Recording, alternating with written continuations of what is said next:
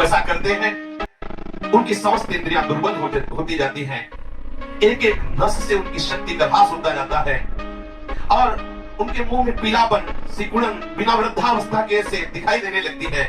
नस में दौर्बल्य, बार बार स्वप्न दोष, नाना प्रकार के गंदे संकल्प, नाना प्रकार की जलन उनके हृदय में प्रकाशित हो जाती है और वीर शक्ति इतनी द्रवित हो जाती है कि उनको पता ही नहीं लगता कब स्खलित हो गई। इसलिए सावधान, ऐसी गलती बिल्कुल न करें, बिल्कुल न करें, क्योंकि शरीर के भीतर एक मनोवाह नाम की एक नाड़ी है।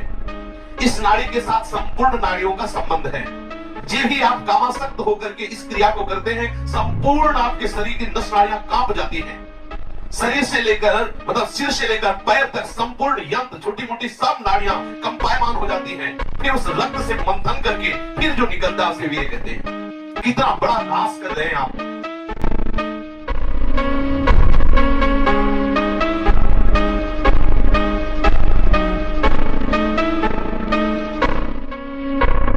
इस धातु से दौर्बल्य, प्रमेह, स्वप्न में, मनोमेह बड़े कठिन कठिन रोग घेर लेते हैं। पक्षघात, ग्रंथिवात, संधिवात, अपस्मार, मिर्गी, पागलपन, भीषण भीषण पीड़ाएं शरीर में, न जाने कितने निंदनीय रोग इस क्रिया के द्वारा होने लगते हैं। इसलिए प्रत्येक उपासक को, चाहे वो गृहस्थ मार्ग का हो या विरक्त मार्ग का हो, बिल्कुल ऐसी क्रिया ना करे। जब कोई हस्त क्रिया करता है तो उसके सीधे कलेजे पर धक्का लगता है। जब क्रिया करता है तो संपूर्ण नाड़ियों में हलचल और हृदय पर धक्का लगता है, जिससे उसका दिल कमजोर होने लगता है और वही सबसे ज्यादा जिसे हार्ट अटैक कहते हैं, वही कारण होता है। वीर चरण ही उसका प्रधान कारण होता है। क्षय, खांसी, श्वास, ये क्षमा महाभयानक रोगों का बुलावा है। हृदय रोग से पीड़ित या भागे मनुष्य किस क्षण मर जाए कोई पता नहीं। मस्तिष्क पर जो एक ऊर्जा शक्ति, विचार शक्ति होती है वो नष्ट हो जाती है।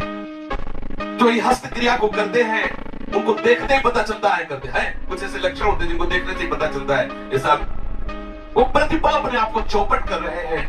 कितना पागलपन है, आप अपने जीवन को नष्ट कर रहे हैं। पागल खाने में अगर देखा जाए तो 5 आदमी ऐसे मिलेंगे 100 में जो किसी अन्य घटना से पागल हुए, 95 ऐसे मिलेंगे जो विषय के कारण पागल हुए, जिन्होंने ब्रह्मचर्य को छीन किया है और उनकी मेधा शक्ति कमजोर हो गई और पागल हो गए। ये व्यभिचार प्रवृत्ति किसी भी लायक नहीं रहती। सैकड़ों पागल खाने में जांच करने पर ज्ञात हुआ है कि जितने भी पागल हैं उनमें से 95 केवल इस बात से पागल है, भ्रष्ट आचरण से। आप परिश्रम युक्त, साधना युक्त आप रहिए। ये आजकल के माता पिता स्वयं सावधान नहीं, बच्चों के सामने ऐसी चेष्टाएं करते हैं कि उनकी सामर्थ्य नहीं कि अपने बच्चों को रोक सके। वो समझते हैं कि बच्चों से ये बातें करना ठीक नहीं है, लेकिन आप समझिए अगर बच्चों को आप एक छूट दे रहे हैं, आप उनका कितना जीवन नष्ट कर रहे हैं। उनकी आंख, नाक, कान, जिह्वा, वाणी, पैर, त्वचा सब कमजोर हो रहे हैं और इस कारण जब वो गृहस्थ धर्म में प्रवेश होते तो गृहस्थी लायक नहीं रह जाते, गृहस्थी लायक नहीं रह जाते इन क्रियाओं के करने के कारण। माता पिता को, सदगुरु को चाहिए, उपदेशक को कि अपने आसपास इस बात को कहे कि कभी ऐसी गंदी चेष्टाएं ना करें। सब गृहस्थी में जाते को पहले आचार्य परंपरा थी, सब जाकर गुरुकुल में रहते थे, ब्रह्मचर्य रहते थे, फिर इनको गृहस्थ में जाना होता, वो गृहस्थ में जाते, इनको नैष्ठिक ब्रह्मचर्य का व्रत लेना होता, वो वैरागी होते, दोनों महान पुरुष बनते। वो गृहस्थी में जाकर धर्म पूर्वक चलते हुए पुनः वैरागी को धारण करता और विरक्ति में जाकर वो महापुरुष बन जाता।